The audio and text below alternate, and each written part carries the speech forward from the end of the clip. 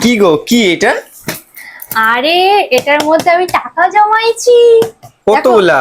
অনেকগুলো। এখানে আমি লিখে রাখছিলাম, মানে 100 200 500 এরকম লিখে রাখছিলাম, এগুলো একটা একটা করে ও ঢুকাতাম আর একটা করে তাই? কাটতাম। তাহলে তুমি চুপি চুপি এই করছো, আমি জানিই না। আর এরকম করার কারণটা তোমরা জানলে হাসবে, কেন বলো তো?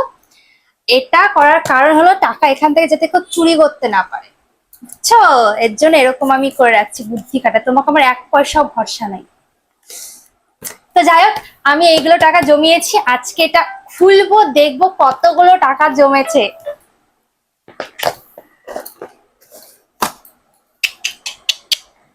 একটু দূরে যাও, দূরে যাও, দূরে যাও। আমার টাকা এনে এনে জমাইছে। চুপ থাকো। হ্যাঁ, দেখো, ও মা, এত টাকা পড়ে দেখছো? না। দেখো, তাও তো 20,000 টাকার হবেই, কমসে 20 কম। বেশি আছে, অনেক বেশি আছে। দেখছো? আর আমি তাই তো ভাবি আমার টাকাগুলো যায় কোথায়, টাকা এই বয়মের মধ্যে আইসে এসে থাকে। আহ! তো কি, দেখো দেখো, হায় আহ! ভগবান।